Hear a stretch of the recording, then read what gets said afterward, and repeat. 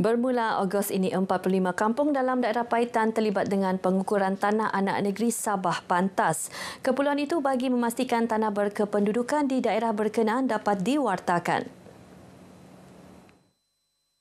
Menerusi Pantas, penduduk kampung diharap dapat memiliki tanah persendirian bergeran dan mengusahakannya untuk pembangunan ekonomi masing-masing. Kita telah pun memanggil Jabatan Tanah, Beluran dan juga Jurukur daerah Senakan agar orang kampung lebih paham bagaimana cara untuk mengukur pantas ini, kaedah pantas ini. Maka pegawai daripada Senakan ini telah pun menerangkan seterang-terangnya, sehabis baiknya, dan alhamdulillah orang kampung barulah hari ini mereka paham. Dan kita berharap supaya cumbuhan macam-macam persepsi ini tidak ada lagi lah. Dalam masa sama, beliau yang juga Adun Sugut turut memaklumkan daerah Paitan sedang mengenal pasti dan menyenaraikan tanah kampung yang diusahakan Yayasan Sabah untuk dikeluarkan dan diwartakan dalam program Pantas. Hampir 500 individu terdiri ketua anak negeri, wakil ketua anak negeri, ketua-ketua kampung dan jawatan kuasa kemajuan dan keselamatan kampung JKKK daerah Paitan menghadiri taklimat ini. 15,000 hektar kawasan hutan simpan di Sepitang telah dikeluarkan dari status hutan simpan bagi tujuan penempatan dan pertanian penduduk. Langkah itu melibatkan 10 kampung. Ia diluluskan menerusi pindahan enakmen hutan 2025 pada sidang Dewan Undangan Negeri baru-baru ini. Adun Sindumin Datuk Dr. Yusuf Yaakob berkata, keputusan itu menjawab permohonan penduduk yang telah lama membuka kawasan berkenaan. Antara kawasan hutan simpan terlibat termasuk bekas tanah Sabah Forest Industries dari Sepitang hingga ke Mabong. Kampung-kampung terbabit masing-masing Pakiak, Sungai Kenggalan, Motokop, Ulu Babatan Pangi, Basio, Simbuan, Sungai Lukutan, Lamparion, Batu Nunduk dan Komadang. Datuk Yusof juga mahu kawasan sepanjang jalan utama ini diteroka secara terancang khusus untuk generasi muda yang belum memiliki tanah. Beliau turut mengumumkan kelulusan 3 projek kecil untuk Kampung Long Pasia iaitu naik taraf Dewan, pembinaan parit konkrit dan jambatan baru. Projek pembinaan serta naik taraf bangunan di Sekolah Kebangsaan Pekan dekat Lahad Datu perlu siap Julai 2026. Justru kontraktor terlibat diingat melaksanakan kerja-kerja berkenaan mengikut tempoh ditetapkan, memandangkan tiada pertimbangan untuk melanjutkan tempoh projek. Saya telah mengarahkan tadi supaya pihak kontraktor digalakkan bekerja lebih masa dan kontraktor digalakkan buat Deed of Assignment, DOA, dengan pembekal-pembekal yang mana kerajaan boleh membayar terus pada pembekal, dan kita juga meminta kontraktor buat tuntutan kerja lebih dari sekali dalam sebulan. Bernilai RM29 juta, projek naik taraf SK Pekan ini merangkumi gantian 26 bilik darjah, pembinaan 4 unit rumah guru, bangunan pentadbiran serta pelbagai kemudahan asas lain. Walaupun baru ditubuhkan tahun lepas, Koperasi Pembangunan Dakata Sabah Berhad Dakata berjaya meneroka bidang keusahawanan melalui koperasi, sekaligus menjadi contoh terbaik kepada belia di seluruh negara. Saya dipahamkan ahli-ahlinya semuanya terdiri daripada golongan belia, dan ini yang saya ingin lihat dapat terus dibangunkan seperti mana sasaran kita.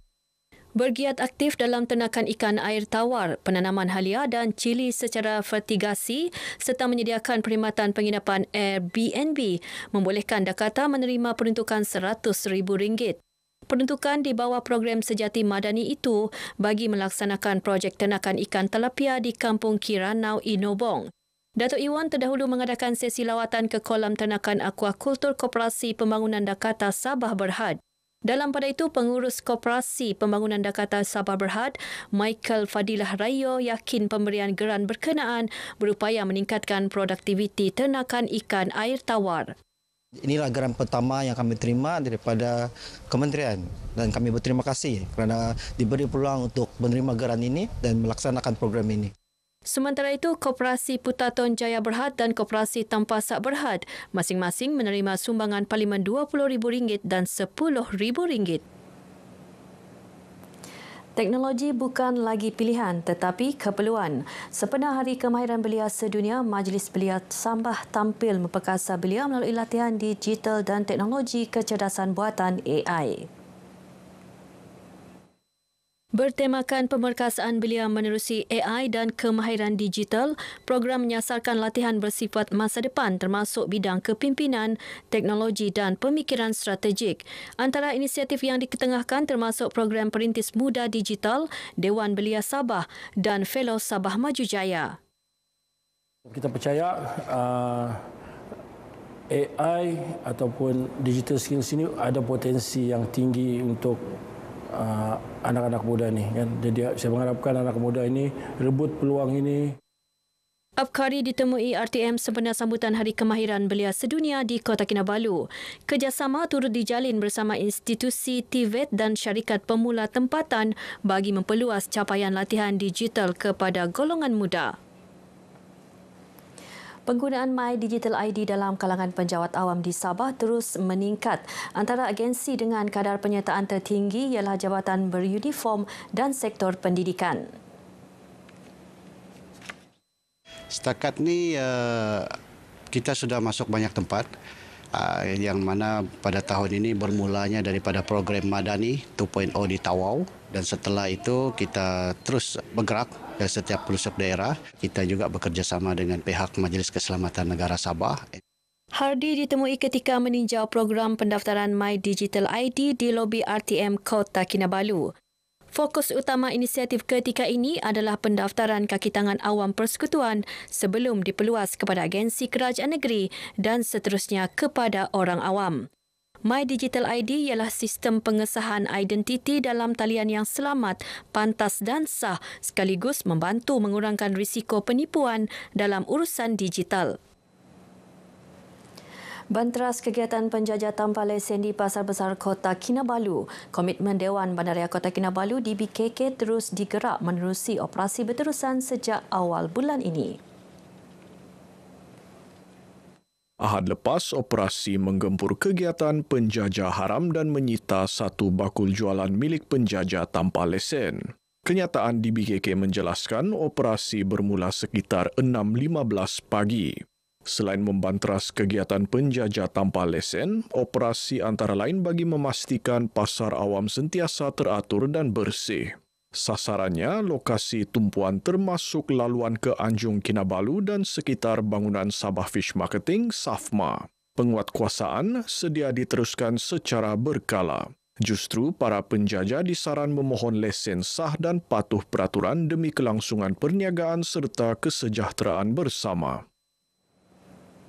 Seorang penganggur dipenjara 6 bulan oleh Mahkamah Magistrate Keningau selepas mengaku bersalah memperdaya seorang individu dalam urusan jual beli kereta secara bersemuka.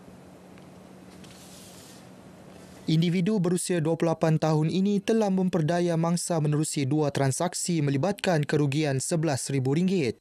Tertuduh didakwa mengikut Seksyen 417 Kanun Keseksaan.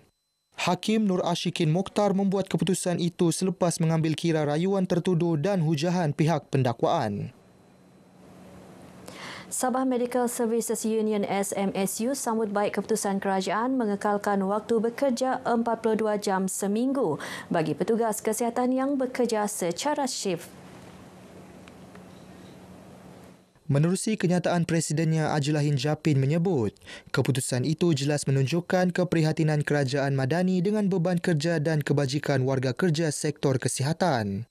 Dalam masa sama, SMSU yakin keadilan sosial serta kesaksamaan dalam layanan kepada kumpulan petugas kesihatan bagi menjamin moral serta motivasi dalam keberkesanan penyampaian perkhidmatan kesihatan kepada masyarakat. Baik, sekian paparan berita pagi Sabah kali ini. Menyusul selepas ini berita pagi Sarawak bersama-sama Bumawin di Kuching. Malaysia Madani, rakyat disantuni.